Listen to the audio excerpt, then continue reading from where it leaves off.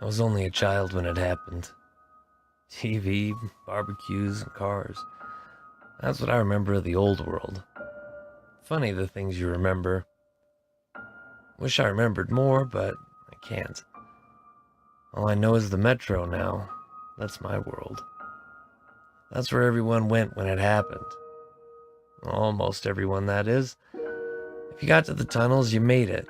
If you were on the surface, you didn't. A lot were on the surface. There's very little warning, with the sirens only lasting 15 minutes before it hit. Nobody's entirely sure of the number, but it had to be in the millions.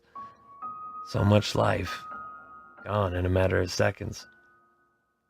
It landed just west of the Bronx, hitting Harlem, its blast blowing across to the east side, west side, and Central Park.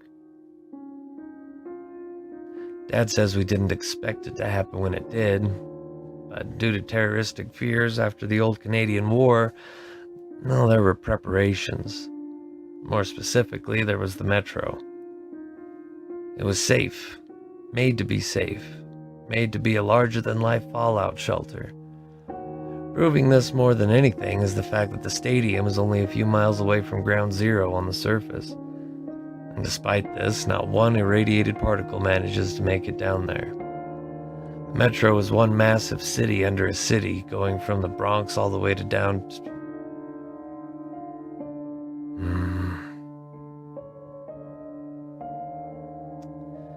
The metro is one massive city under a city, going from the Bronx all the way down to lower Manhattan, connecting to Queens and Brooklyn. So, yeah, millions died, but because of the metro, millions were saved. However,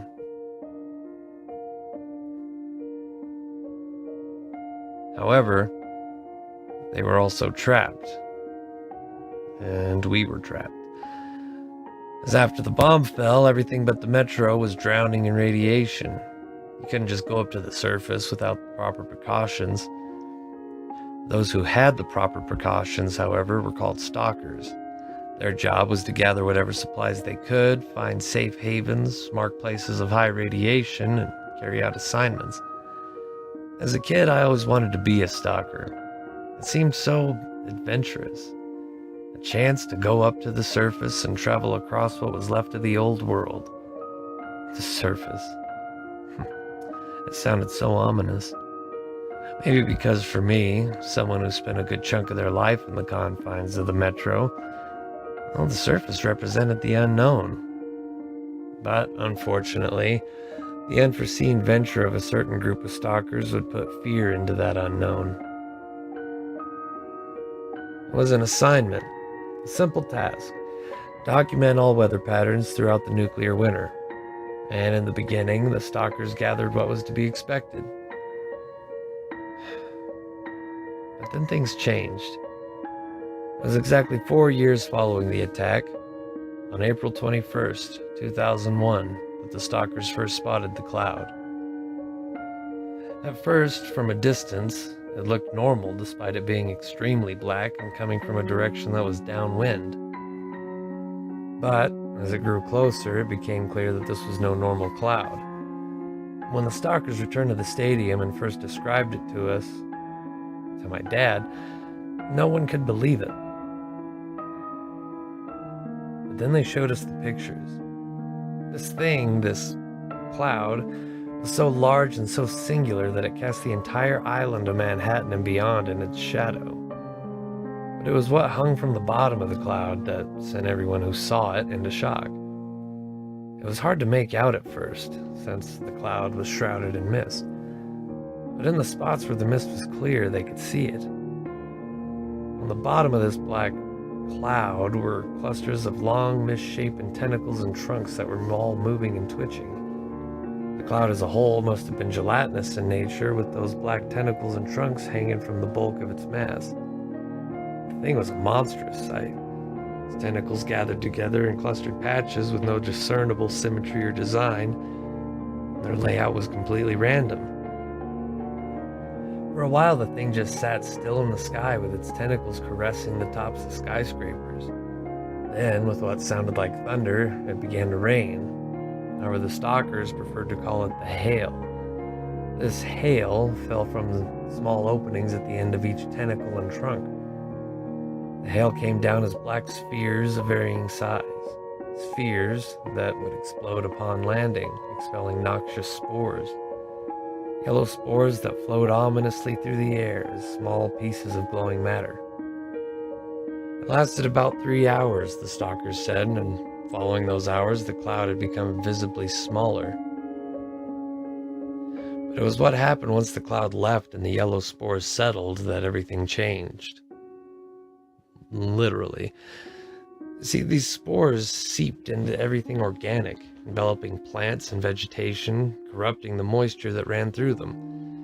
Infecting plants and trees, it turned all their moisture into black sludge. This, unbelievably, did not kill the plants, but, well, changed them. Their skin turned black and sprouted a veiny fungus that glowed green. These spores changed whatever they touched, turning trees, plants, and, well, anything organic into black and twisted glowing objects. No, not of this earth. This green-veined black vegetation quickly spread across the city and into buildings, turning all of Manhattan into an alien jungle. You know how plants create oxygen? Well, the black plants the spores bred create a form of oxygen as well, only it's very different. We call it the aroma, and it makes you see things that, well, aren't there. It isn't deadly in and of itself, but it can expose you to things that are deadly. You see, our senses are very limited, making us see the world as we are constructed to see it. There's much behind the veil that the senses keep pulled over our eyes, but when breathing the aroma, that veil is lifted, exposing us to the vistas of which we are naturally blind. There are things, living things, that can only be seen in the aroma. It is these things that may harm us, but luckily one can be trained to deal with the aroma, keeping the things that makes you see at bay. Now, this aroma, this air, is what keeps alive the other things, the animals that breathed in those yellow spores. Now, surprisingly, much of the city's indigenous life remained alive after the attack. Birds, rats, insects, and even dogs were still littered across the city, but once they took in the spores, they all began to change. Birds became monstrous bats, losing their feathers and growing to enormous sizes. Insects became the size of cats, rats grew to be the size of dogs, and dogs grew to the size of bears. The dogs, traveling across the surface in herds, would hunt insects and rats while avoiding the winged demons in the sky. These monstrous forms of life spread out all across the city to the point where a new ecosystem was born. The flying demons hunted the dogs hunted the rats, and the rats hunted the insects. It was clear at this point that the world had in fact not ended, but, well, transitioned into a new phase. I would tell you what happened to the people who breed the spores, but, well, I'd rather not think about it right now. Besides, you'll know soon enough.